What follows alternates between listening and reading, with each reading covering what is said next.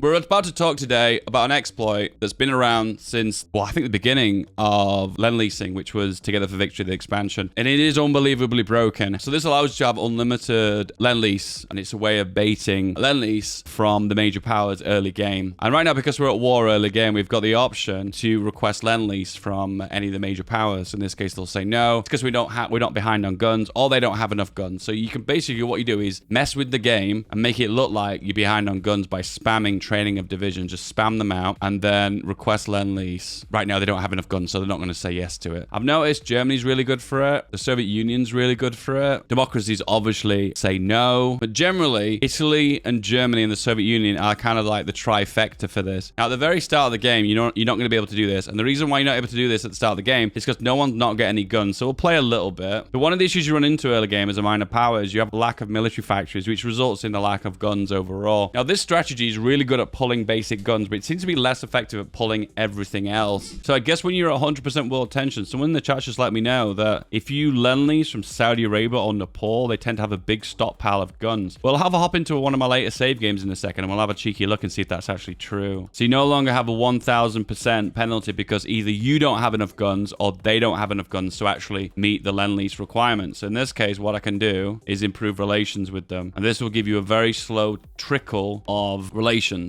Don't ask me why it's a score between minus 100 and 100, but yet on here it's a scale between minus 20 and minus 10. I actually don't know. Welcome to Paradox Mechanics, guys. They're a whole new thing. So you've just seen the Spanish Civil War here. It's a really good strategy as the Republicans, if you want to win, to ask for Lend-Leases from the Soviet Union mid-war. This would normally be around about 937, normally when guns will be available. I've just cheated a few in here to illustrate my point. You hop into here and you can see now you can actually do this. So what you've done now is you boosted relations, but up to plus 64. The result of this now is they will accept the Lend-Lease, and you go for that and they'll give you 2k guns. What will normally happen is they'll give you 2k guns, and after 30 days when the Lend-Lease is complete, you'll hop back into here, cancel the Lend-Lease. It usually be like 0.1 guns. I don't know why it always bugs out. And then make another request for Lend-Lease, and then you'll get another 2k guns. They tend to give you how much you usually need if they've got enough in their stockpile, but not always the case. So here's a super famous example here. The Republicans in the Spanish Civil War, and you'll request a Lend-Lease for guns from the Soviet Union. Ask for guns, they'll say no because they've not got enough guns. Once again, very start of the game, the Soviet Union has a lot of trouble with guns. So if you wait until about 1937 when they've actually got surplus guns, they'll be able to help you out, but at the very beginning they can't. What happens is when they accept the Lend-Lease, then you can delete these training divisions. Wait 30 days, wait for the Lend-Lease to arrive, then go back, put yourself into a deficit of guns again. Then for instance, you can request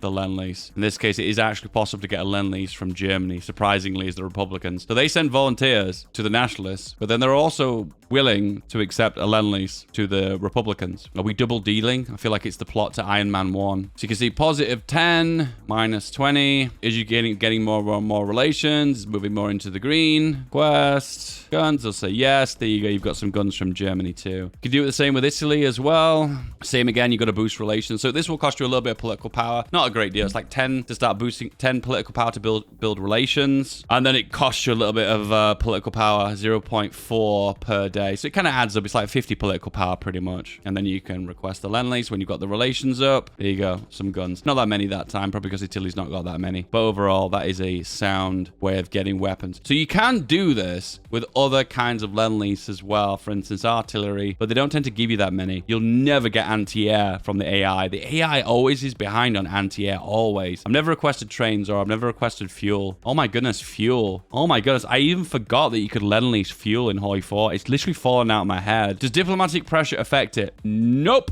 Diplomatic pressure only affects non-aggression pacts and joining factions. Only those two things. Yeah. Also, you can request planes too, but you never get many. They give you always like 2 planes. They never give you much. It is quite useful to do it with convoys too, but once again, they never give you that many. They always give you about 2 or 3. So see that minus 1,000 there again? That basically says that you either got too many convoys or they don't have any convoys to spare. So unfortunately, that's a flat. Nope. As I said to you, 1936, this is a good example because you tend to find in about 1938, 1939, Germany will start to get a ridiculous amount of guns in the stockpile. As a minor power, you won't have many military factories, so it's usually a really good idea to climb into bed with Italy, Germany, or the Soviet Union to get Lend-Lease your basic guns. And then you get to a point where you can just put one military factory into guns and then start producing all your other stuff domestically, like your artillery, which is what's going to do most of your damage in battles. So here's an example here. We're playing as the Ottoman Empire, 30th of November, 1945. 1943. So at this point, there should be a ridiculous stockpile of guns in Germany. And the reason why Germany's got so many guns at this point in the game is because they've capitulated lots of smaller nations and hoovered up all the guns from those nations. So I'll give an example. We'll train a bunch of divisions, the ones that we don't actually want. Loads and loads and loads of them. So now we're behind on guns by 94,000, which will take us 850 days to catch up. That's a big oof. You request guns from Germany. Germany will say no, and there's reason for that. It's either because they lack guns or we lack guns. Now, it's definitely not us, so it's probably them. So let's have a little cheeky look at their stockpile. Yep, they're behind by 54,000, which is very unusual for a 1940s Germany. I suppose when they start to lose the war in 1944, 1933, 1942 sometimes, that's when they tend to be behind on a lot of guns, so that might explain that. So here's an example here that's important. If you ever see this one, feels protective against one country and we consider our enemy, either protective or consider enemy, you are never going to get Lend-Lease from that nation. It's because the relations between Italy and Turkey, due to the fact that Turkey's taken Yugoslavia. Here we go, here's a good example. So right now, Japan right now is probably rocking it in China. Lend-Lease is available, so we'll go for a Lend-Lease. Relations are good. Yep, that's perfect. Boom. And they've given us 18,000 guns. Just ridiculous. We're about the Soviet Union. So there we go. They have insufficient guns, so that's unfortunately never going to happen. Probably 1943 isn't the best example. I would take a guess that the sweet spot is probably around about 1940. If you were to maximize this strategy, this is what I would recommend. You'd produce whatever you need to get breakthroughs and make pushes, which is more likely is going to be artillery.